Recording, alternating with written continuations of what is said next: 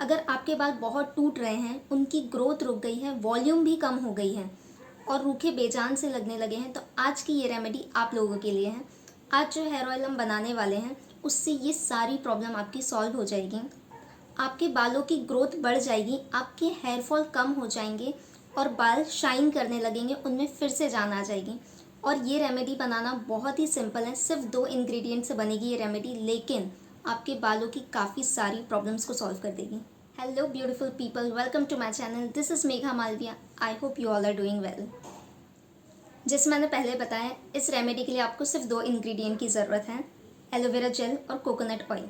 आप coconut oil की जगह आमंड ऑयल भी ले सकते हैं या फिर वो ऑयल जो आप लगाना पसंद करते हैं। आप सभी जानते हैं एलोवेरा स्किन और हेयर को पूरी तरह ट्रांसफॉर्म कर सकता है अगर उसे रेगुलर यूज़ करें तो। अगर आपको डैंड्रफ है, उससे आप बहुत ज़्यादा परेशान हो, तो मैंने ऑलरेडी एक वीडियो बनाया हुआ है, एक ऑलरेडी रेमेडी बताई है डैंड्रफ के लिए, तो आप वो ट्राई करें। मैं उसकी लिंक डिस्क्रिप्शन में डाल दूँगी। मैं ये इसलिए बता रही हूँ बिकॉज डैंड्रफ से भी हेयर फॉल होता है, उससे भी हेयर ग्रोथ रुक जाती है। तो आप सबसे पहले डैंड्रफ की प्रॉब्लम सॉल्व करें, उसके बाद ये वाली रेमेडी ट्राई करना। इस एलोवेरा ऑयल से भी डैंड्रफ रिमूव हो जाएगा, लेकिन जिन्हें एकदम थोड़ी सी डैंड्रफ की प्रॉब्लम है उनका ये प्रॉब्लम सॉल्व होगी। अगर आपको डैंड्रफ बहुत ज़्यादा है या बार बार हो जाता है तो आप वो वाली वीडियो देखिए, वो काफ़ी हेल्पफुल होगी आपको।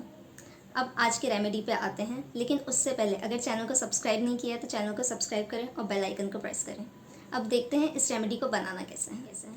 सबसे पहले आपको एलोवेरा को कट करना है। आप वीडियो में देख सकते हो मैंने किस तरह कट किया है, आपको भी इसी तरह कट करना है। कट करने के बाद आपको एक पेन लेना है और उसमें कोकोनट ऑयल लेना है। आप जो हेयर ऑयल ले रहे हो आप ले सकते हो, कोई भी हेयर ऑयल लीजिए, मैंने कोकोनट लिया है।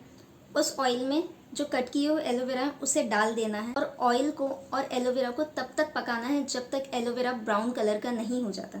जब एलोवेरा ब्राउन कलर का हो जाएगा तब गैस ऑफ कर देना है और इस ऑयल को 4 to 5 मिनट्स ऐसे ही रहने देना है ठंडा होने के लिए, बिकॉज ऑयल काफ़ी ज़्यादा गर्म हो गया होगा और हमें गर्म ऑयल को स्ट्रेन नहीं करना है। जो 4-5 मिनट्स में ठंडा हो जाएगा उसे फिर स्ट्रेन करना है। स्ट्रेन करने के बाद आप वीडियो में देख सकते हैं ऑयल थोड़ा येलोइश कलर का हो गया है।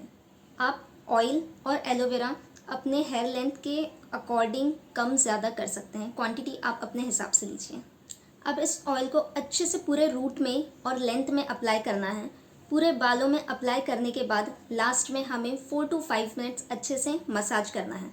मसाज करने के बाद मिनिमम 2 आवर्स हमें इस ऑयल को अपने बाल में रहने देना है। अगर आप ओवरनाइट लगाते हो तो बहुत अच्छी बात है, अगर आप ओवरनाइट लगाना पसंद नहीं करते हो तो हेयर वॉश के 2 आवर्स पहले लगा लो। मिनिमम हमें इसे 2 आवर्स रहने देना है।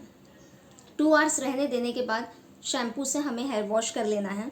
फर्स्ट एप्लीकेशन के बाद आप देख पाओगे कि आपका जो हेयर फॉल है वो काफ़ी कम हो गया है और 4 to 5 एप्लीकेशन के बाद आप देखोगे कि आपके जो हेयर फॉल हैं वो ना के बराबर हो गए हैं और आपके न्यू हेयर ग्रो करने लगे हैं।